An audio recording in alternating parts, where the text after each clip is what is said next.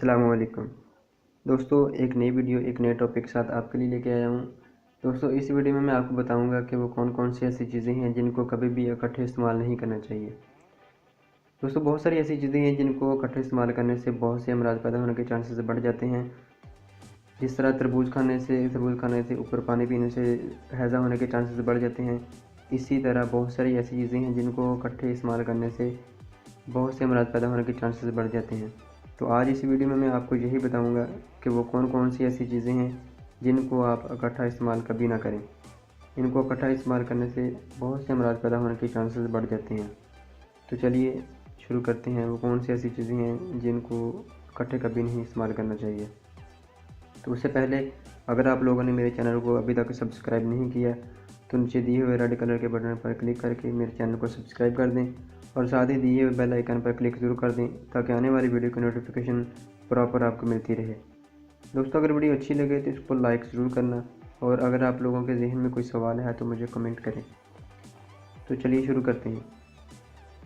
دوستو، پہلے نمبر پر ہے کہ مولی، دہی اور پنیر ایک ساتھ کبھی نہیں کھانا چاہیے۔ اس سے کولنج ہونے کا خطرہ بڑھ جاتا ہے، کولنج ہونے کے چانسز بڑھ جاتے ہیں۔ کولنج ایک مرض ہے جس میں پخانہ جو ہے وہ رک جاتا ہے اور بہت مشکل سے آتا ہے، اس لیے مولی، دہی، پنیر کبھی بھی ایک ساتھ استعمال نہیں کرنا چاہیے۔ دوسرے نمبر پر ہے کیلا کھا کر کبھی بھی لسی نہیں استعمال کرنی چاہیے۔ اس سے جو ہے معدے کے درد ہونے کے چانسز بڑھ جاتے ہیں اور اس سے ہیضہ ہونے کے چانسز بڑھ جاتے ہیں، اس لیے کیلا کھا کر کبھی بھی اوپر سے لسی استعمال نہیں کرنی چاہیے۔ چوتھے نمبر پر ہے دودھ اور ترشی کو کبھی ایک ساتھ استعمال نہیں کرنا چاہیے۔ اس سے بھی پھل بہری ہونے کے چانسز بڑھ جاتے ہیں اور اس سے جذام ہونے کے چانسز بھی بڑھ جاتے ہیں۔ جذام ایک مرض ہے جس کو عرف عام میں کوڑ بھی بولا جاتا ہے، اس لیے دودھ اور ترشی کو کبھی بھی ایک ساتھ استعمال نہیں کرنا چاہیے۔ چوتھے نمبر پر ہے مچھلی اور دودھ کبھی بھی ایک ساتھ استعمال نہ کریں، اس سے بھی پھل بہری اور جذام ہونے کے چانسز بڑھ جاتے ہیں، اس لیے مچھلی اور دودھ کو کبھی بھی ایک ساتھ استعمال نہیں کرنا چاہیے۔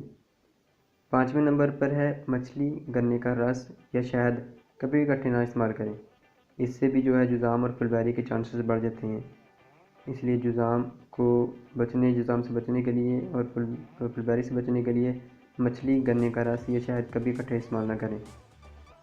چھٹے نمبر پر ہے خربوزہ اور دہی اکٹھے استعمال کرنے سے معدے کے درد ہونے کے چانسز بڑھ جاتے ہیں، اس لیے خربوزہ اور دہی کبھی اکٹھے استعمال نہ کرنا چاہیے۔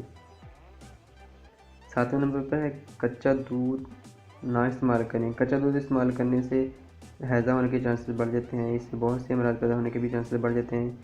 اسی طرح کچے دودھ میں ٹی بی کے جراثیم زیادہ پائے جاتے ہیں، اور خاص کر گائے کا دودھ، اس میں جو ہے ٹی بی کے جراثیم پائے جاتے ہیں، اس لیے کچا دودھ کبھی نہیں استعمال کرنا چاہیے۔ دودھ جب بھی استعمال کریں ہمیشہ ابال کر استعمال کرنا چاہیے۔ آٹھویں نمبر پر ہے سری پائے کھا کر کبھی بھی اوپر سے دودھ استعمال نہیں کرنا چاہیے، اس سے ہیضہ یا اسہال ہونے کے چانسز بڑھ جاتے ہیں، اس لیے سری پائے کھا کر کبھی بھی اوپر سے دودھ نہ استعمال کریں۔ نویں نمبر پر ہے درد گردہ کے مریض۔ اگر درد گردہ کے مریض بادی یا اسکیل چیزیں استعمال کریں گے تو یہ ان کے لیے نقصان دہ چیز ہے، اس لیے درد گردہ کے مریض کبھی بھی چاول، بادی چیزیں یا اسکیل چیزیں کبھی استعمال نہ کریں، یہ ان کے لیے نقصان دہ چیز ہے۔ 10ویں نمبر پر ہے کہ ایک دن میں کبھی بھی انڈا اور مولی کو اکٹھے استعمال نہیں کرنا چاہیے، اس سے بھی پھل بہری ہونے کے چانسز بڑھ جاتے ہیں، اس لیے ایک دن میں انڈے اور مولی کو کبھی اکٹھے استعمال نہیں کرنا چاہیے۔